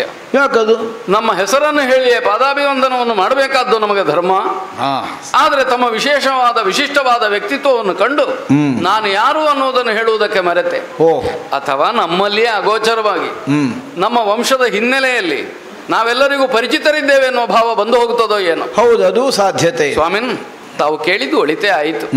ನಾನು ಅಯೋಧ್ಯೆಯ ರಾಜಕುಮಾರ ಸೂರ್ಯವಂಶೀಯ, ಅಯೋಧ್ಯೆ ಶತ್ರುಘ್ನ ಅಂತ ನನ್ನ ಹೆಸರು. ಅಂದ್ರೆ ರಾಮಾನುಜ, ಪ್ರಭುವಾಗಿ ಆಳುತ್ತಿರುವ ರಾಮನ ಕೊನೆಯ ತಮ್ಮ ನಾನು. ಓ ಹೋ ಹೋ ಹೋ, ನೀನೇನು ಕಾರಣ ಇಲ್ಲಿಗೆ ಬರುವುದಕ್ಕೊಂದು ಕಾರಣ ಉಂಟು. ಇಲ್ಲಿಗೆ ಲಕ್ಷ್ಯದಲ್ಲಿಟ್ಟು ಬಂದದ್ದಲ್ಲ, ಈ ಮಾರ್ಗವಾಗಿ ನಾವು ಮುಂದೆ ಸಾಗುವುದಕ್ಕಿದ್ದವ. ನಾನು ಇಲ್ಲಿಯೇ ನೀನೇನಾದ್ರೂ ಉದ್ದೇಶ ಇಟ್ಟುಕೊಂಡು ಬಂದೆ ಅಂತ ಭಾವಿಸಿದೆ. ಉದ್ದೇಶ ಒಂದೇ, ತಮ್ಮನ್ನು ಕಾಣಬೇಕು ಅನ್ನುವುದಷ್ಟೇ. ಆದ್ರೆ ಅದೇ ನನ್ನ ಪ್ರಯಾಣದ ಉದ್ದೇಶವಲ್ಲ. ಅದೇ ಪ್ರಯಾಣದ ಉದ್ದೇಶವೇ ವಾಲ್ಮೀಕಿ ಆಶ್ರಮ ಆಗಿತ್ತು ಅಂತ ನಾನು ಬಲುದೂರದ ಮಧುಪುರವನ್ನು ಸೇರುವುದಕ್ಕಾಗಿ ಹೊರಟು ಬಂದಿದ್ದೇನೆ. ಮಧುಪುರವು ನನ್ನ ಜೊತೆಯಲ್ಲಿ ಸೇನಾ ಸಂದೋಹವಿದೆ, ದೂರದಲ್ಲಿ ವಿಶ್ರಾಂತಿಯನ್ನು ಪಡೆಯುತ್ತಾ ಇದ್ದಾರೆ. ಅದೇ ಆಯುಧ ಧರಿಸಿ ನೀನು ಬಂದಿದ್ದಿ, ಅದು ಕೇವಲ ನಿನ್ನದ್ದಾದಂತಹ ಆತ್ಮರಕ್ಷಣೆಗೆ ಅಂತ ಭಾವಿಸಿದ್ದೆ. ಅಲ್ಲ, ಯುದ್ಧಾಸಕ್ತಿಯಿಂದ ಬಂದವ. ಯಾರಲ್ಲಿ? ಮಧುಪುರದಲ್ಲಿ ಲವಣಾಸುರನೆಂಬ ರಾಕ್ಷಸನೊಬ್ಬ ವಿಜೃಂಭಿಸ್ತಾ ಇದ್ದಾನೆ. ಅವನ ಪಟ್ಟಣದಲ್ಲೇ ಅವ ಹೇಗೂ ವಿಜೃಂಭಿಸಲಿ, ನಾವು ಅವನನ್ನು ಕೆಣಕಬೇಕಾದದ್ದಿಲ್ಲ. ಆದ್ರೆ ಯಾವ ಋಷಿಗಳು ಸತ್ಕರ್ಮವೆಂಬ ಭಾವದಿಂದ ಯಾಗಾದಿಗಳನ್ನು ಮಾಡ್ತಾ ಇದ್ದಾರೋ ಅದನ್ನೆಲ್ಲ ಕೆಡಿಸುತ್ತಾ ಯಜ್ಞಕಂಟಕನಾಗಿ ವಿಜೃಂಭಿಸ್ತಾ ಇದ್ದಾನಂತೆ. ದೂರು ಬಂತು ನಮ್ಮಣ್ಣನಿಗೆ. ಆ ಕಾಲದಲ್ಲಿ ಅವನ ಅನುಮತಿಯನ್ನು ಪಡೆದು ಈ ಲವಣಾಸುರನ ನಿಗ್ರಹಕ್ಕಾಗಿ ಹೊರಟು ಬಂದವನಿದ್ದೇನೆ. ಸ್ವಾಮಿನ್, ತಮ್ಮ ದರ್ಶನದಿಂದ, ತಾವು ಮಾಡಿದಂತಹ ಈ ಉಪಚಾರದಿಂದ ಬಹಳ ಆನಂದವನ್ನು ಹೊಂದಿದ್ದೇನೆ. ಸಾರ್ಥಕವಾದ ಭಾವ ಬಂತು. ಇನ್ನು ನಾ ಹೊರಡುವುದಕ್ಕೆ ಅಪ್ಪಣೆ ಕೊಟ್ಟರೆ ನಾ ಮುಂದುವರಿತೇನೆ. ಶತ್ರುಹರ ಸ್ವಾಮಿ, ರಾಮಾನುಜನಾದಂತಹ ನಿನ್ನನ್ನು ನೋಡಿ ಸಮಸ್ತ ಅಯೋಧ್ಯೆಯನ್ನೇ ದರ್ಶಿಸಿದಷ್ಟು ಸಂತೋಷ ನನಗಾಯಿತು. ಧನ್ಯನಾದೆ. ಕ್ಷತ್ರಿಯತ್ವಕ್ಕೆ ಅನುಗುಣವಾಗಿಯೇ ದುಷ್ಟಮರ್ದನದ ಕಾರ್ಯದಲ್ಲಿ ಸದಾಕಾಲ ಆಸಕ್ತನಾದಂತಹ ರಾಮನ ಆದೇಶವನ್ನು ಹೊಂದಿ ಲವಣಾಸುರನನ್ನು ಸಂಹರಿಸುವಂತಹ ಉದ್ದೇಶಕ್ಕಾಗಿ ನೀನು ಹೊರಟು ಬಂದಿದ್ದು. ಹೌದು, ವೇಳೆ ಮೀರಿತ್ತು. ಅಲ್ಲ, ಲವಣಾಸುರನ ವಧೆಗೂ ವೇಳೆ ಮೀರಿತ್ತು. ಮೊದಲೇ ಆಗಬೇಕಿತ್ತು. ಋಷಿ ಮುನಿಗಳಿಗೆಲ್ಲ ತೊಂದರೆ ಕೊಡ್ತಾನೆ. ಏನು ಮಾಡೋಣ, ನಮ್ಮಲ್ಲಿಗೆ ದೂರು ಬರಲಿಲ್ಲ, ನಮ್ಮ ಗಮನಕ್ಕದು ಒದಗಲಿಲ್ಲ. ಸರಿಯಪ್ಪ, ಆಗಬೇಕಾದದ್ದು ಆಗುವ ಕಾಲಕ್ಕೆ ಆಗುತ್ತದೆ. ಅದನ್ನು ಮೀರಿ ನಮಗೆ ವ್ಯವಹರಿಸುವುದಕ್ಕಾಗುವುದಿಲ್ಲ. ಮಹರ್ಷಿಗಳು ಕ್ರಾಂತದರ್ಶಿಗಳಿದ್ದೀರಿ. ನಾನೀಗ ವೇಳೆ ಮೀರಿತು ಅಂತ ಹೇಳಿದ್ದು ಲವಣಾಸುರನ ವಧೆಗೆ ಮಾತ್ರ ಅಲ್ಲ, ಮತ್ತೆ ನೀನೀಗ ಪಯಣಿಸ್ತೇನೆ ಅಂತ ಹೇಳಿದ್ದಕ್ಕೆ ಹೇಳಿದ್ದು ವೇಳೆ ಮೀರಿತು. ಅರ್ಥ ಆಗಲಿಲ್ಲ. ಅಲ್ಲ, ಹೇಗೂ ಅಲ್ಲಿಗೆ ವೇಳೆ ಮೀರಿತ್ತು ಅಂತ ನಾವು ಅವಸರಿಸಬೇಕು ಅಂತಾದ್ರೆ ಇಲ್ಲಿಯೂ ಅದೇ ತೀವ್ರತೆಯನ್ನು ತೋರಿಸಬೇಡ. ಇಲ್ಲಿ ಹೊರಡುವುದಕ್ಕೆ ವೇಳೆ ಮೀರಿತು. ಯಾಕಂದ್ರೆ ಸಾಯಂ ಸಂಧ್ಯೆ ಆಗುತ್ತಾ ಬಂತು. ಹೌದು, ಅಡಸುವುದು ರಾತ್ರಿ. ರಾತ್ರಿಯಲ್ಲಿ ರಾಕ್ಷಸರ ವಧೆಗೇನು ಪ್ರಶಸ್ತ ಕಾಲ ಅಲ್ಲ ಅದು. ರಾತ್ರಿಯಲ್ಲಿ ಅವರು ಅಧಿಕ ಬಲರು ಅಂತಲೇ ಲೆಕ್ಕ ಅಲ್ವ. ಮತ್ತು ಅಪೂರ್ವವಾಗಿ ನೀನು ಇಲ್ಲಿಗೆ ಬಂದಿದ್ದಿ. ಬರಬೇಕು ಅಂದ್ರೆ ಬರುವುದಕ್ಕೆ ಅವಕಾಶ ಆಗುತ್ತದೋ ಇಲ್ಲೋ ಗೊತ್ತಿಲ್ಲ. ಹೇಗೂ ಬಂದದ್ದರಲ್ಲಿ ದೂರದಿಂದ ಇಲ್ಲಿಯ ತನಕ ಬಂದ ಒಂದು ಆಯಾಸ ಪರಿಹಾರವಾದ ಹಾಗಾಗುತ್ತದೆ, ನಿನಗೂ ಒಂದು ಬೆಳಗು ಮಾಡಿದ ಹಾಗಾಗುತ್ತದೆ ಅಲ್ಲೋ. ಒಂದು ಬೆಳಕಿನ ದರ್ಶನ ಆದ ಮೇಲೆ ಹೊರಡುವುದಲ್ಲ ಒಳ್ಳೆಯದು. ತಮ್ಮ ಮಾತನ್ನು ಕೇಳಿದರೆ ಅದರಲ್ಲಿ ಯಾವುದೋ ಒಂದು ವಿಶಿಷ್ಟವಾದ ಧ್ವನಿ ಉಂಟು ಅಂತ ಅರ್ಥ ಆಗ್ತದೆ. ಇಲ್ಲದೇ ಇದ್ರೆ ಹೊರಟ ಕಾರ್ಯವನ್ನು ಈಗಾಗಲೇ ಮಾಡಬೇಕಾಗಿತ್ತು, ಅದಕ್ಕೆ ವೇಳೆ ಮೀರಿತ್ತು. ಆದ್ರೂ ಇಲ್ಲಿ ವಿಶ್ರಾಂತಿಯನ್ನು ಪಡೆದು ಮುಂದುವರಿ ಅಂತ ಆಡುವಾಗ ನಾಳೆ ಹೋಗುವುದೊಳ್ಳಿತ್ತು. ತಾವು ಒಳ್ಳಿತ್ತು ಅಂತ ಅಂದದ್ದನ್ನು ನಿರಾಕರಿಸುವ ಅಧಿಕಾರವಾಗಲಿ ಇಚ್ಛೆಯಾಗಲಿ ನಮಗಿಲ್ಲ. ಸ್ವಾಮಿನ್, ಆದೀತು. ತಮ್ಮ ಅಪ್ಪಣೆಯಂತೆ ತಮ್ಮ ಆಶ್ರಮದಲ್ಲಿ, ತಮ್ಮ ಆಶ್ರಯದಲ್ಲಿ ನಾ ಉಳಿಯುವುದಕ್ಕೆ ಸಂತೋಷಿಸ್ತೇನೆ. ಸರಿ, ಬೇಕಾದ ವ್ಯವಸ್ಥೆ ಮಾಡ್ತೇನೆ. ಎಂಥದಂತೆ? ಸೀತೆಗೆ ಹೆರಿಗೆ ವೇದನೆ, ಪ್ರಸವ ವೇದನೆ. ಸೀತಾದೇವಿಗೆ ಉಗ್ರಹಗಳ ದೃಷ್ಟಿ, ಆಕೆಯ ಗರ್ಭಕ್ಕೊದಗದ ಹಾಗೆ ದೇವತಾ ಪ್ರಾರ್ಥನೆಯನ್ನು ನಡೆಸೋಣ. ಅವಳಿ ಗಂಡು ಮಕ್ಕಳಿಗೆ ಜನ್ಮವಿದ್ದಿದ್ದಾಳೆ. ಹೌದೇ? ಸುಖ ಪ್ರಸವ. ಉಭಯವರು ಗಂಡು ಮಕ್ಕಳು. ಒಮ್ಮೆ ಮುಖದರ್ಶನ ಆದ್ರೂ ಮಾಡಬೇಕೋ ಬೇಡ? ಒಮ್ಮೆ ಹೋಗಿ ಬರ್ತೇನೆ. ಆಹಾ, ಏನು ಮುದ್ದು ಮುದ್ದಾದ ಎರಡು ಮಕ್ಕಳು, ನೋಡುವಾಗ ಹೊಟ್ಟೆ ತುಂಬುತ್ತದೆ. ಹೌದಾ? ಇವೇನು ನನ್ನ ಮುಖ ನೋಡುದು? ಏನಪ್ಪ ಸ್ವಾಮಿ, ಬೆಳಕು ಮೂಡುವಲ್ಲಿವರೆಗೆ ಇಲ್ಲಿ ನಿಲ್ಲು ಅಂತ ತಾವು ಆಡಿದ್ರಿ. ಹೌದು, ರಾತ್ರಿ ಆಗುವುದಕ್ಕಿಂತ ಮೊದಲೇ ಬೆಳಕು ಮೂಡಿತ್ತು. ಸುಖವಾಗಿ ವಿಶ್ರಾಂತಿಯನ್ನು ಪಡೆಯುವ ಕಾಲಕ್ಕೆ ಏನೋ ಒಂದು ಆಶ್ರಮದಲ್ಲಿ ಕಲರವ. ಹೌದಪ್ಪ, ನಿನಗೆ ಬಹುಶಃ ಮನಸ್ಸಿಗೆ ಬೇಸರ ಆಯ್ತಾನೋ. ನಿಲ್ಲು ಅಂತ ಅತಿಥಿಯಾದ ನಿನ್ನನ್ನು ಒತ್ತಾಯಿಸಿ ನಿಲ್ಲಿಸಿದ್ದೇನೆ. ನಿನ್ನ ಯೋಗಕ್ಷೇಮಗಳಿಗೆ ಅದಲ್ಲ ತಮ್ಮ ಆಜ್ಞೆ ಆದ ಮೇಲೆ ಒಟುಗಳಿಂದ ನಾನು ಸತ್ಕೃತನೇ ಇದ್ದೇನೆ. ಈ ಕೆಲವು ಸಲ ಮನೆ ಯಜಮಾನ ಅನ್ನಿಸಿಕೊಂಡವನಿಗೆ ಬರುವ ಸಮಸ್ಯೆ ಇದೆ. ಬನ್ನಿ ಅಂತ ಎಲ್ಲರನ್ನು ಕರೆಯುವುದು, ಅವರ ಹತ್ರ ಒಂದು ಮಾತಾಡಲಿಕ್ಕೂ ಸಮಯ ಸಿಗಲಿಕ್ಕೆ. ಆದ್ರೆ ಬಂದವನಿಗೆ ಪ್ರಜ್ಞೆ ಇದ್ದಾಗ ಅದನ್ನು ಅರ್ಥವಿಸಿಕೊಳ್ಳುವುದಕ್ಕೆ ಸಾಧ್ಯ ಆಗ್ತದೆ. ಆಶ್ರಮದಲ್ಲಿ ಏನೋ ವ್ಯತ್ಯಯವಾಗಿದೆ. ಹೌದು, ಮಾತ್ರ ಅಲ್ಲ, ಓಡಾಟದಲ್ಲಿ ಬಹಳ ಸಂಭ್ರಮ ಕಾಣುತ್ತದೆ. ಹಾಗಾದ್ರೆ ಏನೋ ಆಗಿರ್ಬೇಕು. ಕೇಳುವ ಕುತೂಹಲ ಅಪರಾಧ ಅಂತ ಎಣಿಸದೇ ಇದ್ರೆ ನಡೆದದ್ದೇನು ಅನ್ನುವುದನ್ನು ತಿಳಿಯುವುದಕ್ಕಾಗಿ. ಅಯ್ಯೋ, ಹೇಳಬಾರದ ವಿಷಯ ಅಲ್ಲ. ಆಶ್ರಮ ವಧು ಸೀತೆ ಅನ್ನುವ ಹೆಸರಿನವಳು ಗರ್ಭಿಣಿಯಾಗಿದ್ದಳು. ಅವಳಿಗೆ ಪ್ರಸವ ವೇದನೆ ಇವತ್ತೇ ಬಂದಳು. ಹೆತ್ತು ಆಯ್ತು 2 ಮಕ್ಕಳು. ಯಾರು? ಸೀತೆ. ಸೀತೆ? ಹೌದು, ಸೀತೆ. ನಾನೊಮ್ಮೆ ನೋಡಬಹುದೇ ಸ್ವಾಮಿ? ಓ, ಸೀತೆ ಅನ್ನೋ ಹೆಸರು ಕೇಳುವಾಗಲೇ ಆಸಕ್ತಿ ಬರ್ತದೆ ಅಲ್ವಾ? ಅಯ್ಯೋ, ಸರಿ, ನೋಡಬೇಕು ಅನ್ನುವಂತಹ ನಿನ್ನ ಅಪೇಕ್ಷೆಯನ್ನು ನಾನು ಯಾಕೆ ಇಲ್ಲ ಹೇಳಬೇಕು? ಇದೋ ಈ ಹುಲ್ಲ ತಡಿಕೆಯನ್ನು ಸ್ವಲ್ಪ ಸರಿಸ್ತೇನೆ, ಅಲ್ಲೇ ಒಳಗೆ ಕೋಣೆಯಲ್ಲಿ ಇದ್ದಾಳೆ ನೋಡು. ಓಹೋ,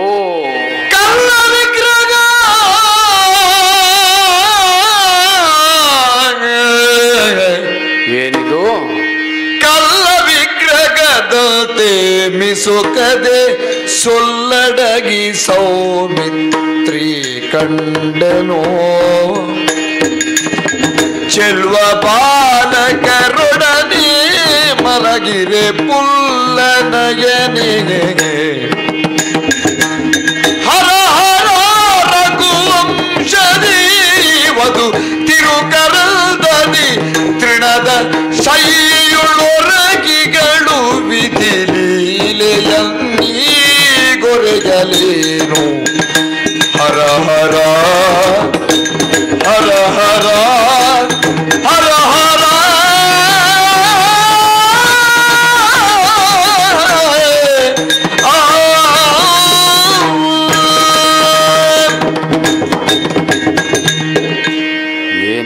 ಏನಿದು ಏನಿದು? ಪರ್ಣ ಕುಟಿಯ ಬಾಗಿಲಿನಲ್ಲಿ ಬಂದು ನಿಂತು ನೋಡ್ತೇನೆ. ಮಾತೇ ಮರೆಯುವಂತೆ, ಅಲ್ಲ ಮೈಮರೆವೇ ವ್ಯಾಪಿಸುವಂತೆ ನನ್ನ ಸ್ಥಿತಿ ಒಂದು ಕ್ಷಣ ಆಗಿ ಹೋಯಿತು. ದಿವ್ಯವಾದ ರೂಪದಿಂದ ಕಂಗೊಳಿಸುತ್ತಿರುವ ಇಬ್ಬರು ಸೂರ್ಯರನ್ನು ನಾನು ಏಕಕಾಲಕ್ಕೆ ನೋಡ್ತೇನೋ ಎಂಬಂತೆ ನವಜಾತ ಶಿಶುಗಳು ಅವರ ಪಕ್ಕದಲ್ಲೇ ಮಲಗಿ ವಿಶ್ರಾಂತಿಯನ್ನು ಪಡೆಯುತ್ತಿರುವವಳು ಶಿವನೇ ಶಿವನೇ ಶಿವನೇ, ನಮ್ಮತ್ತಿಗೆ ಸೀತಾಮಾತೆ ಅಲ್ವೇ? ರಘುವರನೆನಿಸಿಕೊಂಡಂತಹ ನಮ್ಮ ರಾಮನ ಪತ್ನಿಯಾಗಿ ನಮಗೆಲ್ಲರಿಗೂ ತಾಯಿಯಾಗಿದ್ದವಳು ಪರಿತ್ಯಕ್ತಳಾಗಿ ಈ ಋಷ್ಯಾಶ್ರಮದಲ್ಲಿ ಈ ಹುಲ್ಲ ಹಾಸಿಗೆಯಲ್ಲಿ ಪವಡಿಸುವ ದುಸ್ಥಿತಿ ಒದಗಿ ಬಂತೆ. ಹಾಗಾದರೆ ವಿಧಿ ಎಂಬುದು ಯಾರನ್ನು ಯಾವ ಸ್ಥಿತಿಯಲ್ಲಿ ಕಲ್ಪಿಸ್ತದೋ ನಾವು ಊಹಿಸುವುದಕ್ಕಾಗುವುದಿಲ್ಲ. ಕೇವಲ ಸೂತ್ರದ ಗೊಂಬೆಗಳಂತೆ ನಾವಿದ್ದೇವೆ. ಹೌದಾದರೂ ಆ ಗೊಂಬೆಗಳಿಗಿಲ್ಲದ ಒಂದು ಅಂತರಂಗವೆಂಬುದು ನಮಗೂ ಉಂಟಲ್ಲ. ಇದನ್ನು ನಾನು ನೋಡಬೇಕಲ್ಲ. ನಮ್ಮ ವಂಶದ ಆಶಾ ಕಿರಣಗಳಾಗಿ ಮೂಡಿದಂತಹ ಈ ಮಕ್ಕಳಿಗೆ ಈ ದೌರ್ಭಾಗ್ಯ ಬಂತೆ. ಅಮ್ಮ ಅಮ್ಮ ಅಮ್ಮ ಜಾನಕಿ ದೇವಿ. ಶತ್ರುಘ್ನ ಇತ್ತ ಬಾರೋ, ಇತ್ತ ಬಾ ಶತ್ರುಘ್ನ, ಬಾ ಮಗನೇ ಸ್ವಸ್ಥವೇ ಪುರದಲ್ಲಿಯೇ ಪೃಥ್ವೀಪತಿ ಸಂತೋಷ ಚಿತ್ತದಿಲ್ದಿಗನೇಗಿ ಮಾತೆಯರು ತಂಗಿಯರು ಖ್ಯಾತ ಲಕ್ಷ್ಮಣ ಭರತ ಸಾತಿಶಯದಲ್ಲಿಗರೆ ನೀ ತಿಳುಗು ಮುದದಿ ಬಾ ಮಗನೇ ಕಂದ.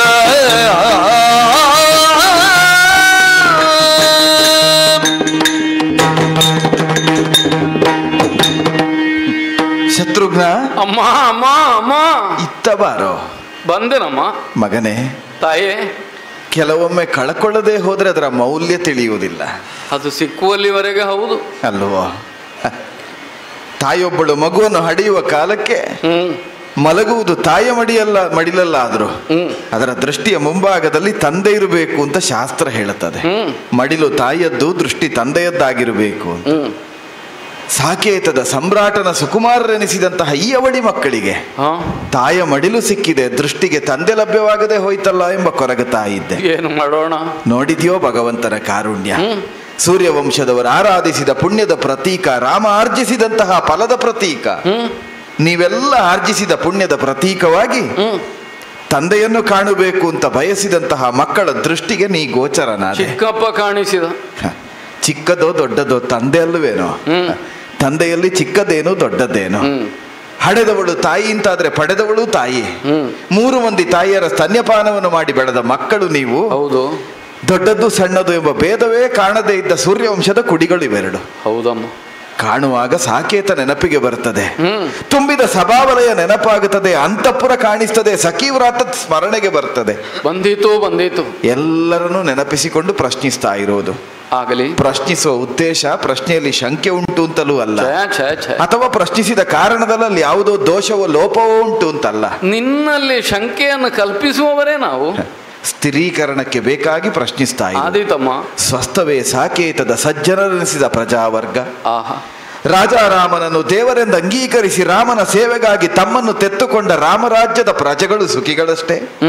ಪರಿಪಾಲಿಸುವ ಪ್ರಭು ಎನಿಸಿದ ರಾಮನ ಚರಣ ಸೇವಕರೆನಿಸಿದ 3 ಮಂದಿ ತಮ್ಮಂದಿರು ನೀವು ಸುಕ್ಷೇಮಿಗಳಲ್ಲವೇ? ನಿಮ್ಮ 3 ಮಂದಿ ಸತಿಯರು ನನ್ನ ಸೇವೆಗಾಗಿ ತಮ್ಮನ್ನು ತೆತ್ತುಕೊಂಡಂತಹ ಊರ್ಮಿಳೆಯೋ ಮಾಂಡವಿಯೋ ಶ್ರುತಕೀರ್ತಿಯೋ ಸುಖವಾಗಿದ್ದಾರಲ್ಲ. ಮಾತೆಯರು ಕ್ಷೇಮಿಗಳಲ್ಲೋ? ಇವರೆಲ್ಲರನ್ನು ಪರಿಪಾಲಿಸ್ತಾ ಸನಾತತ್ವವನ್ನು ಒದಗಿಸಿದ ಸಾಕೇತದ ಸಮ್ರಾಟ ನನ್ನ ರಸ ರಾಮ ಕುಶಲಿಗನಲ್ವೋ? ಸಾಕೇತದ ಸ್ವಾಸ್ಥವಾಕ್ಯವನ್ನು ಆಡು ಮಗು. ಅಮ್ಮ, ನನ್ನನ್ನು ಮತ್ತೆ ಸಣ್ಣವನನ್ನಾಗಿ ಮಾಡಿಬಿಟ್ಟೆ. ಯಾಕೋ ಕಂದ? ಚಿಕ್ಕಪ್ಪ ಅಪ್ಪನೇ ಆದರೂ ಚಿಕ್ಕಮ್ಮ ಎಂಬ ನೆಲೆಯಿಂದ ನಾವು ಗ್ರಹಿಸುವುದಲ್ಲ, ತಂದೆಯಿಂದ ಸಣ್ಣಮ್ಮ ಎಂಬುದರಿಂದ ಸತ್ಯ. ನಾ ಚಿಕ್ಕಪ್ಪ. ಹೌದು. ಆದರೆ ನಿನ್ನೆದುರಿನಲ್ಲಿ, ನಿನ್ನ ದೊಡ್ಡ ಮನಸ್ಸಿನೆದುರಿನಲ್ಲಿ ನಾನು ಸಣ್ಣವನಾದೆ ತಾಯೇ. ಯಾಕೆ ಮಗು? ಶತ್ರುಘ್ನ ಜನನಿ ನೀಗಿಲ್ಲದೆಡೆ ಎನಿತು ಸಂಪದವಿರಲು ಮನಕ್ಕೆ ಗೆಲುವಿಲ್ಲ. ಕಿರಣವಿಲ್ಲದ ಸೂರ್ಯ ಹರಣವಿಲ್ಲದ ಕಾಯ, ಕಿರಣವಿಲ್ಲದ ಸೂರ್ಯ ಹರಣವಿಲ್ಲದ ಕಾಯ, ವಿರಲೇನು ನೀನಿಲ್ಲದಿರುವ ಪುರವ ಶತ್ರುಘ್ನ ಜನನಿ ಇಲ್ಲದಿಡೆ ಕಂದ ಅಮ್ಮ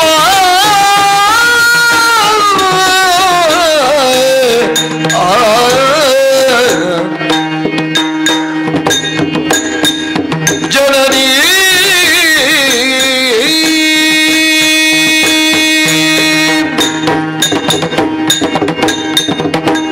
ತಾಯೇ. ಶತ್ರುಘ್ನ, ನಿನ್ನ ಪ್ರಶ್ನೆಗೆ ಉತ್ತರಿಸಬೇಕಾದ ಹೊಣೆ ನನ್ನದು. ಹೌದು ಮಗು. ಆದ್ರೆ ಏನೆಂದು ಉತ್ತರಿಸಲಿ, ಹೇಗೆ ಅಂತ ಉತ್ತರಿಸಲಿ? ಯಾಕೋ ಮಗು ತಲೆ ತಗ್ಗಿಸ್ತಾ ಇದ್ದಿ? ನಿನ್ನನ್ನು ಬಿಟ್ಟ ಅಯೋಧ್ಯೆ. ಹೌದು. ಆದ್ರೆ ನೀನದನ್ನು ಬಿಡ್ಲಿಲ್ಲ.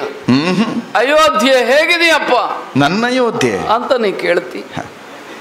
ನಿಮ್ಮವರೆಲ್ಲ ಹೇಗಿದ್ದಾರೆ? ಏನು ಅಂತ ಹೇಳಿ. ಅಲ್ಲ, ನಮ್ಮಣ್ಣ ಶ್ರೀರಾಮಚಂದ್ರ ಅವನು ಸ್ವಸ್ಥವೇ ಅಂತ ಕೇಳುವಾಗ, ಹೌದು ತಾಯೇ, ನಮಗೆಲ್ಲ ಮತ್ತೊಮ್ಮೆ ವಿಸ್ಮೃತಿಯಾಗಿ ಹೋಗಿದ್ದದ್ದು ಜಾಗೃತವಾಗಿ. ನಾವೆಲ್ಲ ಅಪರಾಧಿಗಳಾಗಿ ನಿಲ್ಲುತ್ತೇವೆ ನಿನ್ನೆದುರು ತಲೆ ತಗ್ಗಿ. ಆಡಬಾರದು ಮಗು. ಏನು ಮಾಡೋಣ? ಅಣ್ಣ ಕೈಗೊಂಡ ನಿರ್ಧಾರವನ್ನು ಪ್ರಶ್ನಿಸುವ ಅಧಿಕಾರ ಉಳ್ಳವರಲ್ಲ. ಅಧಿಕಾರ ಉಳ್ಳವರು ಪ್ರಶ್ನಿಸಿದರೂ ಅಣ್ಣ ಅದನ್ನು ಲಕ್ಷಿಸುವವನಲ್ಲ ಅಂತ. ಆದ್ದರಿಂದಲೇ ವಸಿಷ್ಠರು ಮೌನವನ್ನೇ ವಹಿಸಿದರು. ಸತ್ಯ. ನೀವೆಲ್ಲ ಮರವಟ್ಟಂತೆ ನಿತ್ತವರಂತೆ. ತಾಯಿ, ನೀನು ಅಯೋಧ್ಯೆಯನ್ನಗಲಿ ಬಂದ ಮೇಲೆ ಅಯೋಧ್ಯೆ ಹೇಗಿರುವುದಕ್ಕೆ ಸಾಧ್ಯ? ಏನಾಯ್ತು? ಅಯೋಧ್ಯೆಯ ಜೀವಸೆಲೆಯೇ ಬತ್ತಿ ಹೋಗಿದೆ ಎಂಬಾಗ ಅಯೋಧ್ಯೆ ಚೇತರಿಸಿಕೊಳ್ಳುವುದಕ್ಕುಂಟೆ? ಮತ್ತೆ ನೀವೆಲ್ಲ ಇರುವಾಗ ಅಯೋಧ್ಯೆಯ ಸಮಸ್ತ ಪ್ರಜೆಗಳು ನಾವೂ ಸೇರಿದಂತೆ ತಾಯಿ ಇಲ್ಲದ ಅನಾಥ ಶಿಶುಗಳಾಗಿದ್ದೇವಮ್ಮ. ರಾಮ ಹೇಗಿದ್ದಾನೆ? ರಾಮ ಹೇಗಿದ್ದಾನೆ? ರಾಮ ಹೇಗಿದ್ದಾನೆ? ಹೇಗೆ ಅಂತ ಉತ್ತರಿಸಲಿ. ಶರೀರಕ್ಕೆ ಚೈತನ್ಯ ಪ್ರದವಾಗಿರುವುದು ಪ್ರಾಣ. ಎಲ್ಲಿಯವರೆಗೆ ಪ್ರಾಣ ಸಂಚಾರ ದೇಹದಲ್ಲಿರ್ತದ ಅಲ್ಲಿಯವರೆಗೆ ದೇಹಕ್ಕೂ ಶಕ್ತಿ ಇರ್ತದೆ, ಚಲನೆ ಇರ್ತದೆ. ಪ್ರಾಣ ಇಲ್ಲದೇ ಇದ್ರೆ ದೇಹ ಜಡವೇ ಅಲ್ಲವೇ? ಜಗತ್ತನ್ನೆಲ್ಲ ತನ್ನ ಕಿರಣದ ಕಾಂತಿಯಿಂದ ಬೆಳಗತಕ್ಕ ಸೂರ್ಯ ನಮ್ಮ ವಂಶದ ಮೂಲ ಪುರುಷ. ಜಗತ್ತನ್ನು ಬೆಳಗಬೇಕಾದವನೇ. ಆದರೆ ಕಿರಣವೇ ಇಲ್ಲದೆ ಹೋದ್ರೆ, ಗ್ರಹಣದಿಂದ ಕೂಡಿದ ಸೂರ್ಯ ಎಷ್ಟರ ಪ್ರಕಾಶಮಾನಕ್ಕೆ ಕಾಣುವುದಕ್ಕೆ ಸಾಧ್ಯ? ಗ್ರಹಣಕ್ಕಾದರೂ ಒಂದು ಮೋಕ್ಷ ಅಂತ ಉಂಟು. ಆದ್ರೆ ಅಮ್ಮ, ನಮಗಾವರಿಸಿದ ಗ್ರಹಣಕ್ಕೆ ಮೋಕ್ಷವೇ ಇಲ್ವೋ, ಇದು ಅಂತ್ಯವೇ ಇಲ್ಲದ ದುಃಖವೋ ಎಂಬಂತೆ ನಾವೆಲ್ಲ ನರಳ್ತಾ ಇದ್ದೇವೆ ತಾಯಿ. ಒಂದೇ ಮಾತಿನಲ್ಲಿ ಹೇಳಬೇಕು ಅಂತಂದ್ರೆ, ಮೊದಲೆಲ್ಲ ಅಯೋಧ್ಯೆಯಲ್ಲಿರುವುದಕ್ಕೆ ನಾವು ಸಂಭ್ರಮಿಸ್ತಾ ಇದ್ದೆವು. ಆದರೆ ಈಗ ಅಯೋಧ್ಯೆಯಿಂದ ದೂರವಾದರೂ ನಮಗೆ ದುಃಖವೆನ್ನಿಸುವುದಿಲ್ಲ ತಾಯೇ. ಅಯೋಧ್ಯೆಯೇ ನಮಗೆ ಬಂಧನವಾಗಿದೆ. ಕಂದ ಅಮ್ಮ, ಆಡಕೂಡದು ಇಂಥ ಮಾತನ್ನು ನೀನು.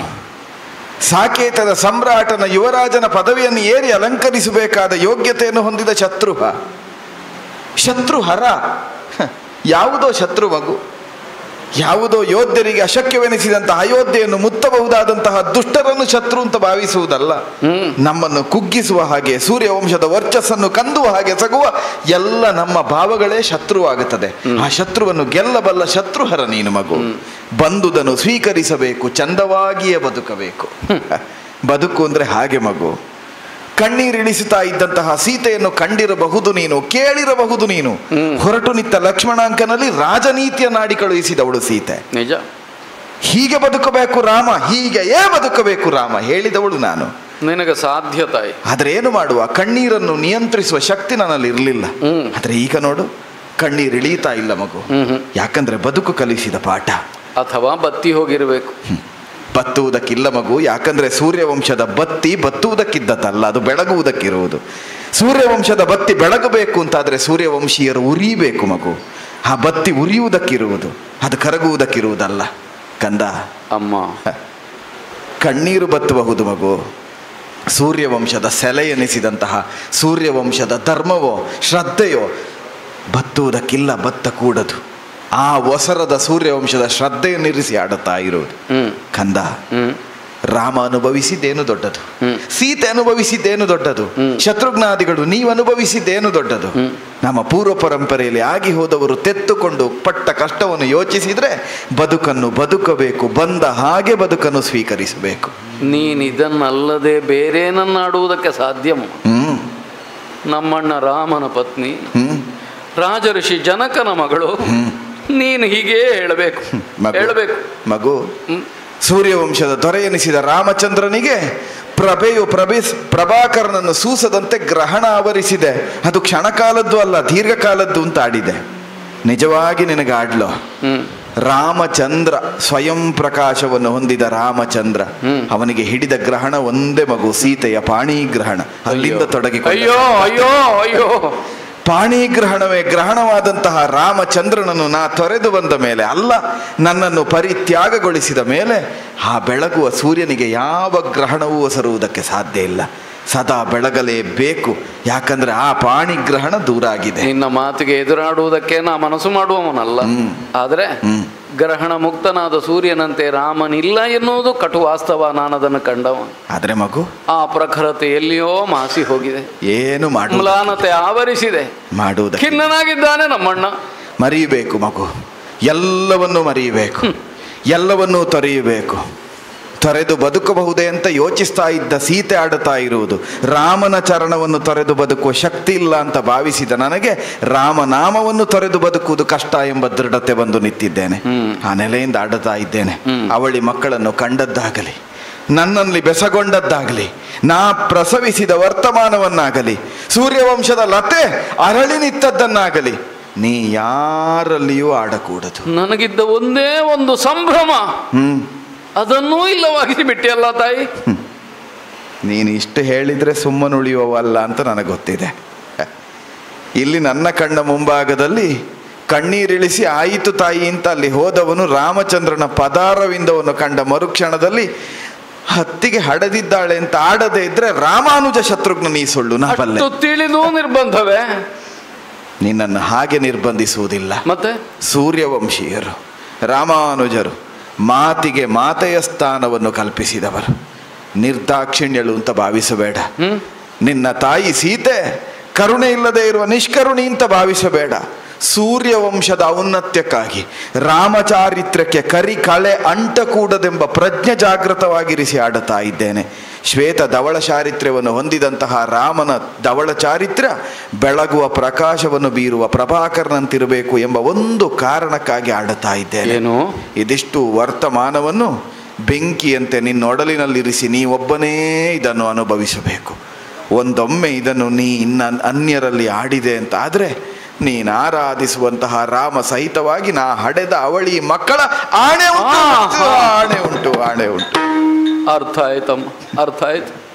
ನಾವೆಲ್ಲ ಸ್ವತಂತ್ರರು ಅಂತ ಭ್ರಮೆಯಲ್ಲಿರುವವರು, ಆದರೆ ಎಷ್ಟು ಪಾರತಂತ್ರ್ಯದಲ್ಲಿ ನಾವಿದ್ದೇವೆ. ನಿನ್ನ ಒಂದು ಮಾತೇ ನನಗೆ ಬೇಲಿಯಾಗಿ ಆವರಣವಾಗಿ ಅದನ್ನು ಮೀರುವುದಕ್ಕೆ ಅಸಾಧ್ಯವಾದ ಸನ್ನಿವೇಶವನ್ನು ಸೃಷ್ಟಿಸಿ ಬಿಟ್ಟಿದೆ ತಾಯೇ. ಒಳಿತು. ಆದ್ರೆ ಒಂದು ಆಸೆ ಉಂಟು. ಏನು ಮಗು? ಈ ಶಿಶುಗಳನ್ನೊಮ್ಮೆ ಎತ್ತಿ ಅವರ ನೆತ್ತಿಯನ್ನು ಆಘ್ರಾಣಿಸಿ ಮುದ್ದಿಸುವುದಕ್ಕೊಮ್ಮೆ ಅನುಮತಿಯನ್ನು ಕೊಡುತ್ತಾಯಿ. ಪ್ರಪಂಚದ ಸರ್ವ ಪ್ರಶ್ನೆಗಳಿಗೂ ಉತ್ತರ ಸ್ವರೂಪನಾದ ರಾಮ ಪ್ರತಿನಿಧಿಯಾದ ನೀನು ಎತ್ತದೇ ಇದ್ರೆ ಆ ಮಕ್ಕಳಿಗೆ ಉತ್ತರ ಎಲ್ಲಿಂದ ಮಗು? ಎತ್ತು ಎತ್ತು ಮಡಿಲಿರಿಸಿದ್ದೇನೆ. ಮೈಯೆಲ್ಲ ಆನಂದದ ಪುಳಕದಲ್ಲಿ ಒಂದು ಕ್ಷಣ ಮಿಂದು ಹೋದೆ. ಅಮ್ಮ, ನಡೆದದ್ದಕ್ಕೆ ನಾವು ವ್ಯಥಿಸಿ ಪ್ರಯೋಜನವಿಲ್ಲ ಎಂಬುದು ತಿಳಿದರು. ಎದೆಯಿಂದ ಹೊಮ್ಮುವ ವಿಷಾದ ಕಣ್ಣೀರಿನಲ್ಲಿಯೇ ಪರ್ಯವಸಾನವಾಗ್ತದೆ. ಹಾಗೆ ಅಂತ ನಾನಿಲ್ಲಿ ನಿಲ್ಲುವ ಹಾಗಿಲ್ಲ. ನೀನು ಹೇಗೆ ರಾಮಾಜ್ಞೆಗೆ ಬದ್ಧಳೋ ನಾನು ಅಂತೆಯೇ ರಾಮಾಜ್ಞೆಗೆ ಬದ್ಧನಿದ್ದೇನೆ. ಲವಣಾಸುರನೆಂಬ ದುಷ್ಟನ ವಧೆಗಾಗಿ ಹೊರಟವನು. ನಾನು ಹೋಗಿ ಬರ್ತೇನೆ ತಾಯಿ. ಮಗು, ರಾಮಾಜ್ಞೆಯನ್ನು ಹೊತ್ತ ನಿನ್ನ ರಾಮ ಕಾರ್ಯ ಸುಗಮವಾಗಲಿ. ಆದೀತು. ಹಿಂದೆ ಸಂಚರಿಸುವ ಕಾಲಕ್ಕೆ ಸಾಧ್ಯವಾದ್ರೆ ಒಮ್ಮೆ ಇಲ್ಲಿಗೆ ಬಂದು ಬಾರದೇ ಇದ್ದೇನೆ. ಹೋಗಿ ಬಾ ಮಗು. ನಿನ್ನ ಪಾದಗಳಿಗೆ ಮತ್ತೊಮ್ಮೆ ತಲೆಯನ್ನು ಮುಟ್ಟಿಸಿ ಅಮ್ಮ ಹೋಗಿ ಬಾ, ಹೋಗಿ. ತಾಯಿಯಿಂದ ಬೀಳ್ಕೊಟ್ಟದಾಯಿತು. ಶತ್ರುಹರ ಮಹರ್ಷಿಗಳೇ, ತಮ್ಮನ್ನೇ ಅರಸ್ತಾ ಇದ್ದೆ. ಮನದ ಅನುಮಾನ ಎಲ್ಲ ಪರಿಹಾರ ಆಯ್ತಲ್ಲ? ಅನುಮಾನವೆಲ್ಲವೂ ಪರಿಹಾರವಾಯಿತು. ವ್ಯತಿಸಬೇಡ. ಆಗಬೇಕಾದದ್ದು ಆಗಬೇಕಾದ ಹಾಗೆ ಆಗುತ್ತದೆ ಅಂತ ತಾವು ಹೇಳಿದ ಮೇಲೆ ಆಗದೇ ಇರುವುದಿಲ್ಲ ಎಂಬ ವಿಶ್ವಾಸ. ಲವಣಾಸುರನ ವಧೆಗೆ ಉದ್ಯುಕ್ತನಾದ, ಅದು ಆಗಬೇಕಾದದ್ದೇ. ಮೊದಲು ಲೋಕಕ್ಕೆ ಹಿತ ಆಗಲಿ, ಆಮೇಲೆ ನಮ್ಮ ಮನಸ್ಸಿಗೆ ಹಿತ ಆಗಲಿ. ಆದೀತು ಸ್ವಾಮಿ. ಆದರೆ ಕಳನ ವಧೆ ನೀನೆನಿಸಿದಷ್ಟು ಸುಲಭ ಅಲ್ಲ. ಪರಮೇಶ್ವರ ಪ್ರದತ್ತವಾದಂತಹ ತ್ರಿಶೂಲ ಒಂದು ಅವನ ಅಯ್ಯನಿಗೆ ಸಿಕ್ಕಿದ ಅವನ ಕೈಯಲ್ಲಿದೆ. ಓಹೋ, ಅದು ಇರುವ ತನಕ ಅವನ ಅಜೇಯನೇ.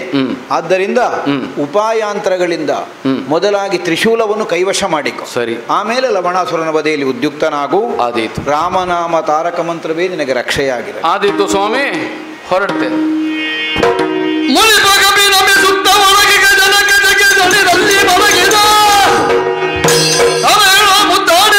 ಶತ್ರುಗಳ ರಣಕಾಗ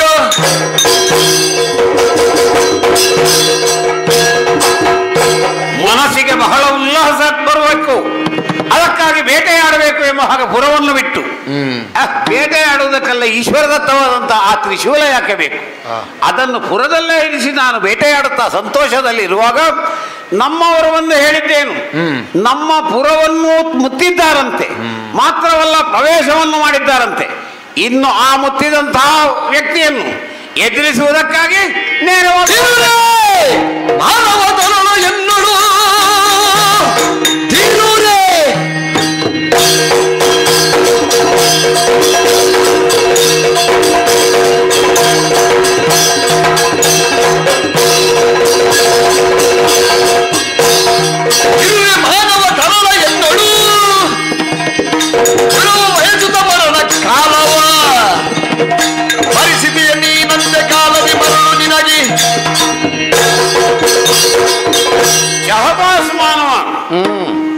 ಬಹಳಷ್ಟು ಸೇನೆಯನ್ನು ಕೂಡಿಕೊಂಡೇ ನೀನು ಬಂದವನಿದ್ದಿ. ಹೌದು.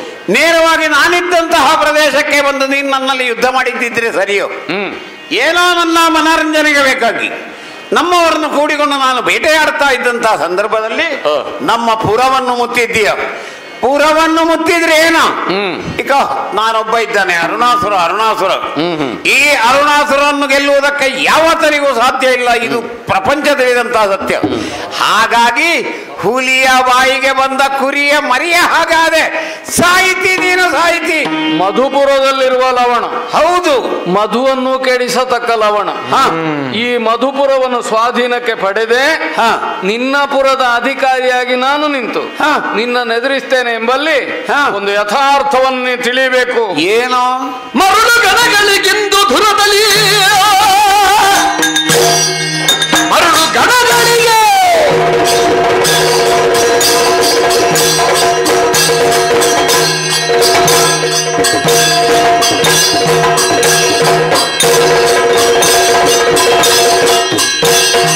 ಮರುಳು ಗಣಗಳಿಗೆಂದು ಧುರದಲ್ಲಿ ಭರಿತ ಭೋಜನ ಇಕ್ಕುವೆನು ನಿನ್ನುಳ ಬಗೆದ ರುದಿರನಾಥಗಳೆರಚಿ ಭರದಿ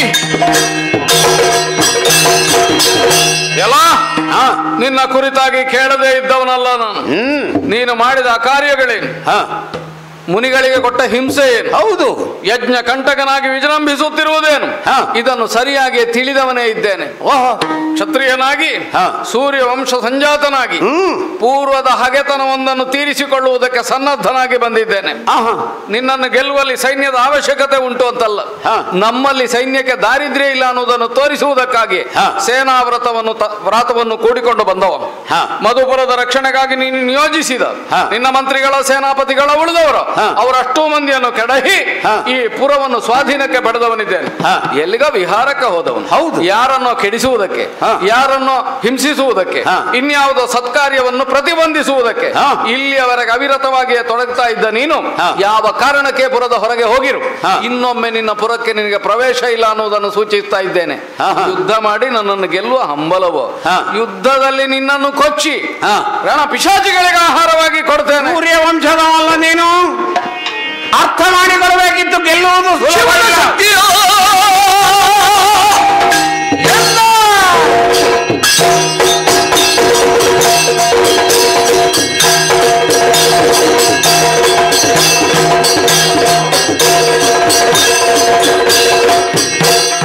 ಜೀವನ ಶಕ್ತಿಯ ನಾಥ ಎಂದನು ಗೌರವದಲ್ಲಿ ಗೆಲ್ಲಬಹುದೇ?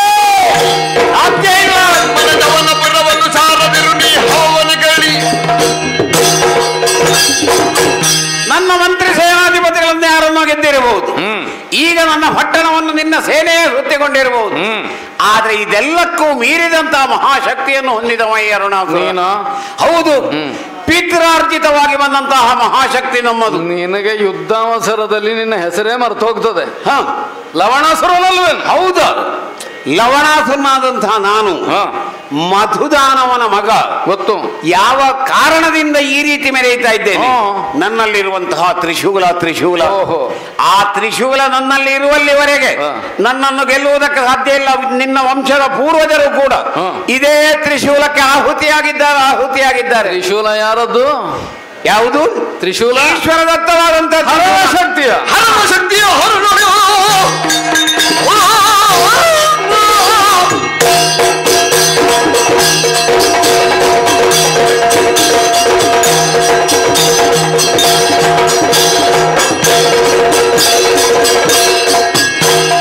ಹರನ ಶಕ್ತಿಯು ಹರನುಡಿಯುವುದೇ ಹರಿದ ಜಂಪಗಳೇ ತಗಿನ್ನಯ ದುರದ ಕೌಶಲವಿದ್ದರವನ ಪರೀಕ್ಷಿಸುವೆನು. ದೇಹ ಬಲದಿಂದಲ, ಆಯುಧ ಬಲದಿಂದಲ, ಅಥವಾ ಇತರರ ದೇಣಿಗೆಯಿಂದಲ ಯಾವ ಆತನ ವಿಜೃಂಭಿಸ್ತಾನೋ ಅವನು ಇದೇ ಶೈಲಿಯಲ್ಲಿ ಮಾತನಾಡಬೇಕು.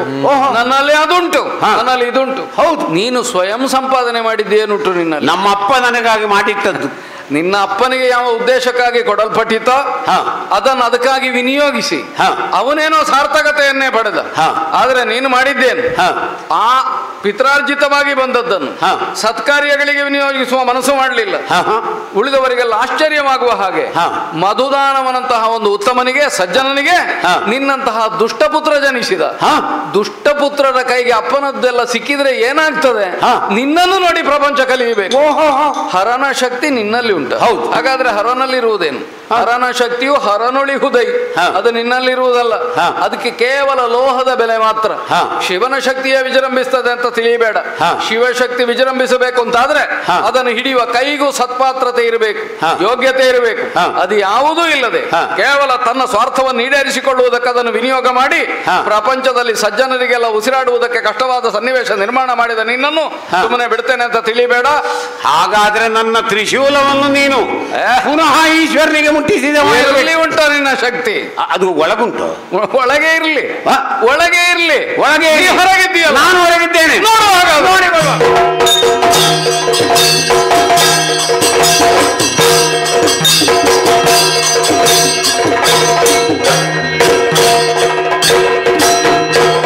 ಲವಣಾಸುರನ ವಧೆಯಾಗಿ ಹೋಯಿತು. ಈ ದುಷ್ಟರಿಗೆ ಸಾಯುವುದಕ್ಕೂ ಅವಸರ. ಆದ್ರಿಂದಲೇ ಬೇಗ ಬೇಗನೆ ಯುದ್ಧ ಮಾಡಿ ಸತ್ತೋದು. ನಮಗೂ ಉಪಕಾರ ಆಯ್ತಲ್ಲ. ಮಾತ್ರ ಅಲ್ಲ, ನಮ್ಮ ಹೊಣೆ ಇಲ್ಲಿಗೆ ಮುಗಿಯುತ್ತಾ ಇಲ್ವ? ನಮಗೆ ಯಾವ ಪಾತ್ರವನ್ನು ನಮ್ಮನ್ನು ಕೊಟ್ಟನೋ ಅದನ್ನು ಯಶಸ್ವಿಯಾಗಿ ಪೂರೈಸಿದ್ದೇವೆ ಅನ್ನೋ ವಿಶ್ವಾಸ ನಮಗುಂಟು. ರಾಮಾಜ್ಞೆ ನಮಗೆ ಬಂತು. ಸದ್ಯ ಮಧುಪುರದಲ್ಲಿ ಅರಸನಾಗಿ ಆಳುತ್ತಿರು, ಮುಂದೆ ಬೇಕಾದಾಗ ನಾ ಕರೆಸಿಕೊಳ್ಳುತ್ತೇನೆ ಅಂತ. ನಿಜವೇ? ಒಬ್ಬಂಟಿಯಾದ ರಾಮನನ್ನು ನೋಡ್ತಾ ಅಲ್ಲಿ ದುಃಖಿಸುವುದಕ್ಕಿಂತ ಈ ಹೊಸ ರಾಜ್ಯದಲ್ಲಿ ಹೊಸ ಆಳ್ವಿಕೆಯನ್ನು ಸಂಕಲ್ಪಿಸಿ ಇಲ್ಲಿಯೇ ಸದ್ಯ ಇದ್ದುಕೊಳ್ಳುತ್ತೇನೆ ನೋಡೋಣ. ಆ ಮುನಿವರನೇ